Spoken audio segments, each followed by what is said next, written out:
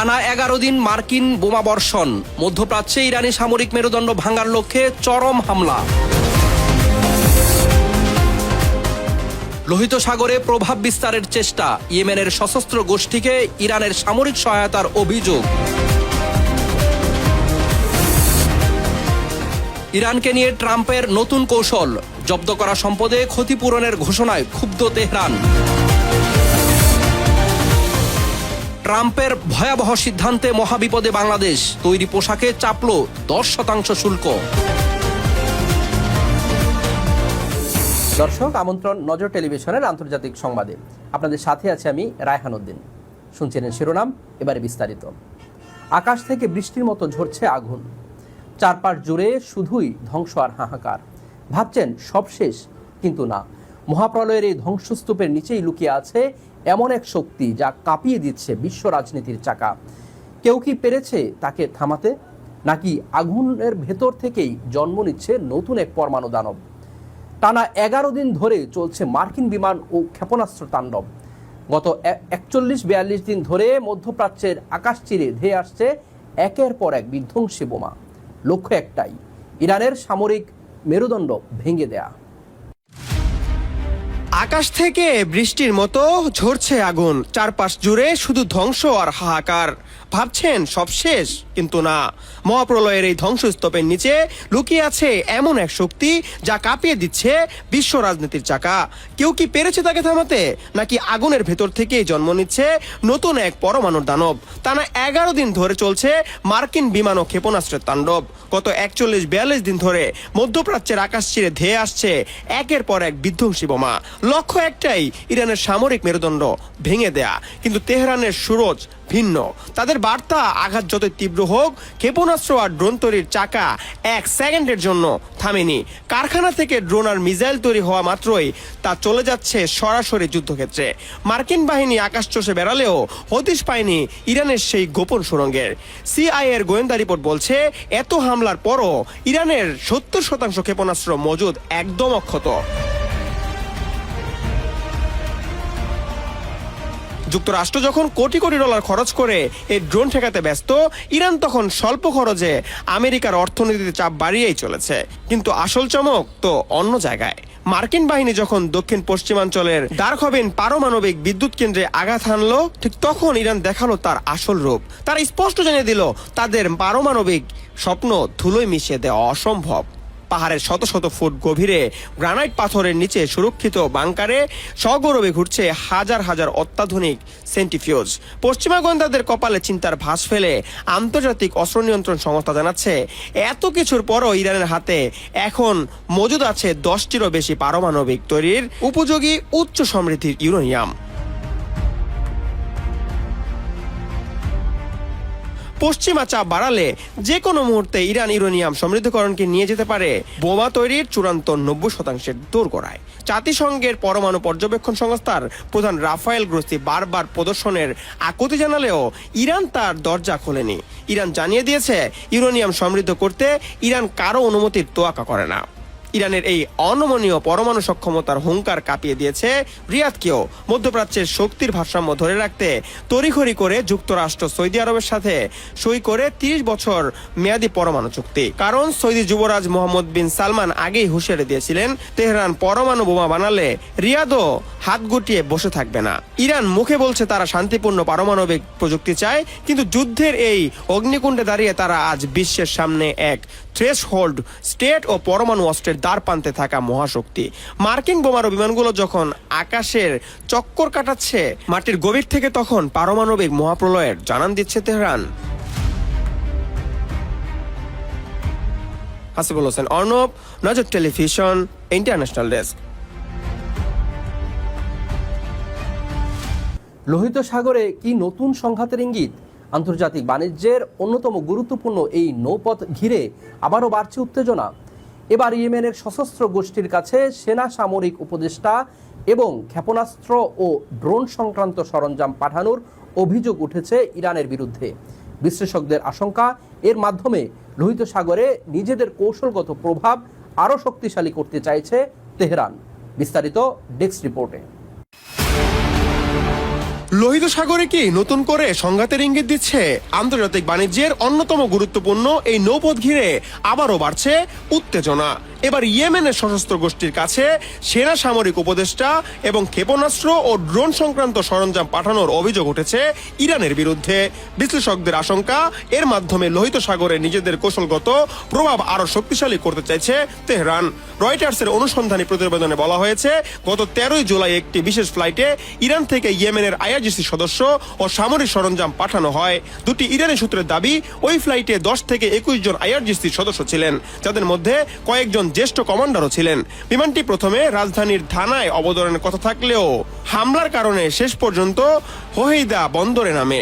ইয়েমেনের সশস্ত্র গোষ্ঠীকে নতুন ক্ষেপণাস্ত্র ব্যবস্থা পরিচালনা ও যুদ্ধ প্রশিক্ষণ দিতেই এসব কমান্ডারকে পাঠানো হয়।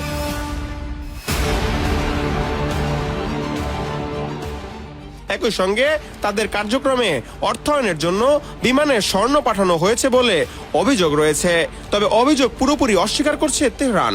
ইরানের পররাষ্ট্র মন্ত্রণালয়ের তাৎক্ষণিক কোনো মন্তব্য না থাকলেও এর আগে ইয়েমেনের সশস্ত্র গোষ্ঠীকে সামরিক সহায়তা দেওয়ার অভিযোগ প্রত্যাখ্যান করেছে।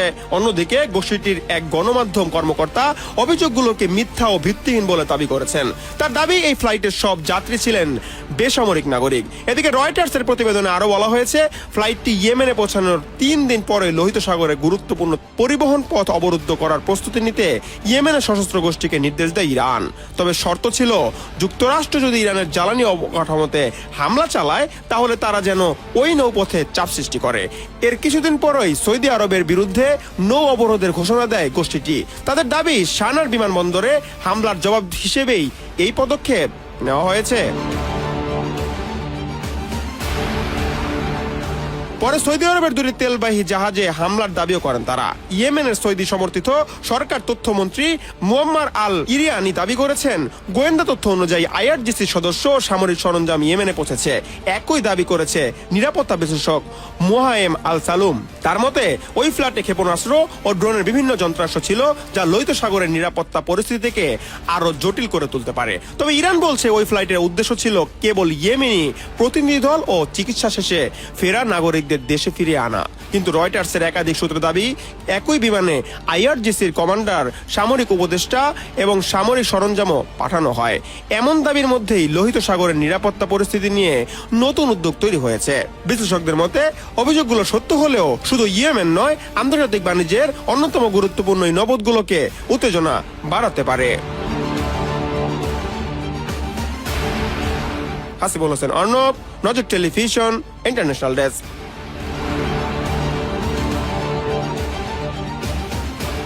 ইরানকে নিয়ে ট্রাম্প এঁটেছেন নতুন ফন্দি, এতে ক্ষুব্ধ তেহরান।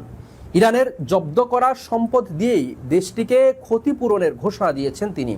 বিষয়টি যেন এমন পরের ধনে পোদ্দারি।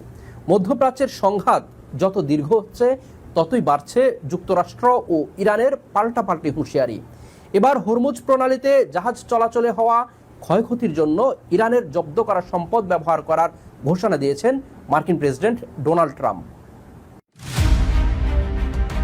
ইরানকে নিয়ে ট্রাম্প এঁটেছেন নতুন ফন্দি, এতে ক্ষুব্ধ তেহরান। ইরানের জব্দ করা সম্পদ দিয়ে দেশটিকে ক্ষতিপূরণের ঘোষণা দিয়েছেন তিনি। বিষয়টি যেন এমন পরের ধনে পোদ্দারি। মধ্যপ্রাচ্যের সংঘাত যত দীর্ঘ হচ্ছে ততই বাড়ছে যুক্তরাষ্ট্র ও ইরানের পাল্টাপাল্টি হুঁশিয়ারি। এবার হরমুজ প্রণালীতে জাহাজ চলাচলে হওয়া ক্ষয়ক্ষতির জন্য ইরানের জব্দ করা সম্পদ ব্যবহার করার ঘোষণা দিয়েছেন মার্কিন প্রেসিডেন্ট ডোনাল্ড ট্রাম্প। ট্রুথ সোশ্যালে দেয়া এক পোস্টে ট্রাম্প বলেন, যুক্তরাষ্ট্রের নিয়ন্ত্রণে থাকা ইরানের জব্দ করা অর্থ থেকেই হরমুজ প্রণালীতে হওয়া ক্ষয়ক্ষতির ক্ষতিপূরণ দেয়া হবে। তার দাবি, ক্ষয়ক্ষতির পরিমাণ বড় হলেও এটি সবচেয়ে ন্যায্য ও যৌক্তিক পদক্ষেপ। এমন তথ্য উঠে এসেছে আল জাজিরার এক প্রতিবেদনে।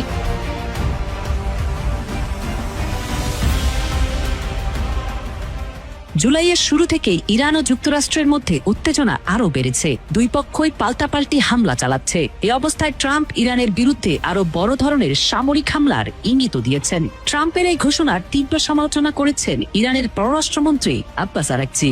সামাজিক যোগাযোগ মাধ্যম এক্সে দেয়া এক পোস্টে তিনি বলেন, অন্য একটি দেশের জব্দ করা সম্পদ ভবিষ্যতের ভিন্ন কোনো ক্ষতিপূরণের জন্য ব্যবহার করার ঘোষণা অত্যন্ত বিপজ্জনক দৃষ্টান্ত। তার মতে, একবার যদি রাষ্ট্রগুলো অন্য দেশের সম্পদ জব্দ করাকে স্বাভাবিক নিয়মে পরিণত করে, তাহলে ভবিষ্যতে কোনো দেশের সম্পদই নিরাপদ থাকবে না এবং এর পরিণতি হবে বিশৃঙ্খল। ইরানের জব্দ করা সম্পদের বিষয়টি দীর্ঘদিন ধরেই তেহরান ও ওয়াশিংটনের বিরোধের অন্যতম বড় ইস্যু। গত জুনে যুদ্ধ অবসানের লক্ষ্যে দুই দেশের মধ্যে হওয়া সমঝোতা স্মারকেও বিষয়টি নিয়ে আলোচনা হয়েছিল, তবে সেই উদ্যোগ শেষ পর্যন্ত ভেস্তে যায়। বিভিন্ন আন্তর্জাতিক হিসাব অনুযায়ী বিশ্বের বিভিন্ন দেশে ইরানের প্রায় $100 বিলিয়ন সমমূল্যের সম্পদ জব্দ অবস্থায় রয়েছে। 1979 সালে তেহরানে মার্কিন দূতাবাস জিম্মি সংকটের পর ইরানের সম্পদ জব্দ করে যুক্তরাষ্ট্র। এদিকে ট্রাম্প ইয়েমেনের সশস্ত্র গোষ্ঠী ও ইরানের বিরুদ্ধে বড় ধরনের সামরিক পদক্ষেপ নেয়ারও হুঁশিয়ারি দিয়েছেন। এর আগে লোহিত সাগরে সৌদি আরবের দুটি তেলবাহী জাহাজে হামলার দাবি করে ইয়েমেনের সশস্ত্র গোষ্ঠী। অন্যদিকে ইরানের সেনাবাহিনী জানিয়েছে তারা বাহরাইন ও জর্ডানে অবস্থিত মার্কিন সামরিক স্থাপনাগুলো লক্ষ্য করে নতুন দফায় ড্রোন হামলা চালিয়েছে। এরই মধ্যে সংঘাতের প্রভাব পড়তে শুরু করেছে বৈশ্বিক জ্বালানি বাণিজ্যে। রয়টার্সের তথ্য অনুযায়ী বৃহস্পতিবার হরমুজ প্রণালী দিয়ে মাত্র একটি তেলবাহী ট্যাঙ্কার অতিক্রম করেছে, যা গত 7 মের পর সর্বনিম্ন। বিশ্লেষকদের মতে হরমুজ প্রণালীকে ঘিরে উত্তেজনা আরো বাড়লে বৈশ্বিক জ্বালানি সরবরাহ ও তেলের বাজার এবং আন্তর্জাতিক বাণিজ্যে বড় ধরনের প্রভাব পড়তে পারে। আমেরিকার বাজারে ঢুকতে গেলেই বাংলাদেশের তৈরি পোশাক সহ অন্যান্য পণ্যে নতুন করে 10% শুল্ক বা কর দিতে হবে। মানবাধিকার রক্ষা করা জোরপূর্বক শ্রম বন্ধের অজুহাত দেখিয়ে বাংলাদেশ, ভারত, যুক্তরাজ্য, কানাডা থেকে শুরু করে চীনের মতো 7টি দেশের উপর এই বিশাল শুল্কের বোঝা চাপিয়ে দিয়েছে যুক্তরাষ্ট্রের ট্রাম্প প্রশাসন। এর ফলে বিশ্ব বাণিজ্যের হিসেব নিকেশ যেন পাল্টে যাচ্ছে, তেমনি নতুন এক শঙ্কার মুখে পড়তে যাচ্ছে বাংলাদেশের লাখো খেটে খাওয়া মানুষ।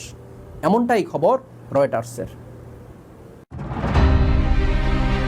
আমেরিকার বাজারে ঢুকতে গেলেই বাংলাদেশের তৈরি পোশাক সহ অন্যান্য পণ্যে নতুন করে 10% শুল্ক বা কর দিতে হবে। মানবাধিকার রক্ষা আর জোরপূর্বক শ্রম বন্ধের অজুহাত দেখিয়ে বাংলাদেশ, ভারত, যুক্তরাজ্য, কানাডা থেকে শুরু করে চীনের মতো 7টি দেশের উপর এই বিশাল শুল্কের বোঝা চাপিয়ে দিয়েছে যুক্তরাষ্ট্রের ট্রাম্প প্রশাসন। এর ফলে বিশ্ব বাণিজ্যের হিসাব নিকাশ যেমন পাল্টে যাচ্ছে, তেমনি নতুন এক শঙ্কার মুখে পড়তে যাচ্ছে বাংলাদেশের লাখো খেটে খাওয়া মানুষ। এমনটাই খবর রয়টার্সের।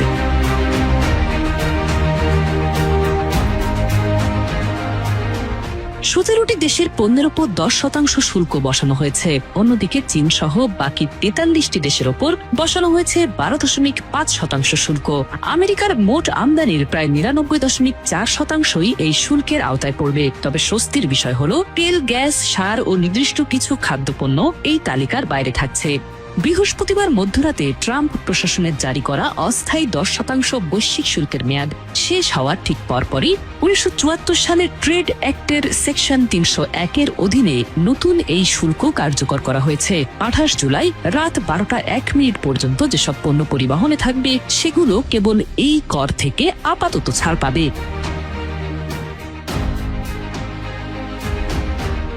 বিশ্লেষকরা বলছেন এর নেপথ্যে রয়েছে হোয়াইট হাউসের এক গভীর রাজনৈতিক ও অর্থনৈতিক কৌশল। গত ফেব্রুয়ারিতে যুক্তরাষ্ট্রের সুপ্রিম কোর্ট ট্রাম্পের আগের একটি শুল্ক নীতি বাতিল করে দিয়েছিল। সেই আইনি বাধা এড়াতেই এবার মানবাধিকার লঙ্ঘন এবং বাধ্যতামূলক শ্রম বা ফোর্সড লেবারকে হাতিয়ার হিসেবে ব্যবহার করেছে যুক্তরাষ্ট্র। দেশটির বাণিজ্য প্রতিনিধি জেসিমন গ্রিয়ার স্পষ্ট জানিয়েছেন, জোরপূর্বক শ্রমের মাধ্যমে উৎপাদিত পণ্যের আমদানি বন্ধে আমেরিকা বদ্ধপরিকর। আর এখন অন্যান্য দেশেরও সেই একই পথে হাঁটার সময় এসেছে। এছাড়া এই শুল্ক যুদ্ধে সবচেয়ে বড় টার্গেট চীন, সেটিও স্পষ্ট। উইঘুর মুসলিম সংখ্যালঘুদের শ্রম শিবিরে আটকে রেখে কাজ করানোর যে দীর্ঘদিনের অভিযোগ যুক্তরাষ্ট্রে রয়েছে, বেইজিং তা বরাবরের মতোই অস্বীকার করে আসছে। তবে ট্রাম্প প্রশাসন পরিষ্কার করে দিয়েছে, চীনের সাথে চলমান বাণিজ্য স্নায়ুযুদ্ধ সহসায় থামছে না। আন্তর্জাতিক বাজারে বাংলাদেশি পণ্যের দাম 10% বেড়ে গেলে রপ্তানি কমার মারাত্মক ঝুঁকি তৈরি হবে। আর কারখানায় অর্ডার কমলে কাজ হারাবেন আমাদের দেশের হাজারো সাধারণ পোশাক শ্রমিক। পরাশক্তিদের বাণিজ্য যুদ্ধ ও নিজেদের অর্থনীতি টিকিয়ে রাখার এই চালে সবচেয়ে বেশি ক্ষতির শিকার হবে উন্নয়নশীল দেশের খেটে খাওয়া মানুষ। আন্তর্জাতিক রাজনীতি আর অর্থনীতির এই মারপ্যাচে বাংলাদেশের মতো দেশগুলোর এখন নতুন বাজার খোঁজার ও কূটনৈতিক তৎপরতা বাড়ানোর কোনো বিকল্প নেই। দর্শক, এই ছিল নজর টেলিভিশনের আন্তর্জাতিক সব সংবাদগুলো। সংবাদ শেষ করব, যাওয়ার আগে জানিয়ে দেব শিরোনামগুলো আরও একবার। টানা 11 দিন মার্কিন বোমা বর্ষণ, মধ্যপ্রাচ্যে ইরানি সামরিক মেরুদণ্ড ভাঙার লক্ষ্যে চরম হামলা। লোহিত সাগরে প্রভাব বিস্তারের চেষ্টা, ইয়েমেনের সশস্ত্র গোষ্ঠীকে ইরানের সামরিক সহায়তার অভিযোগ। ইরানকে নিয়ে ট্রাম্পের নতুন কৌশল, জব্দ করা সম্পদে ক্ষতিপূরণের ঘোষণায় ক্ষুব্ধ তেহরান। ট্রাম্পের ভয়াবহ সিদ্ধান্তে মহাবিপদে বাংলাদেশ, তৈরি পোশাকে চাপল 10% শুল্ক।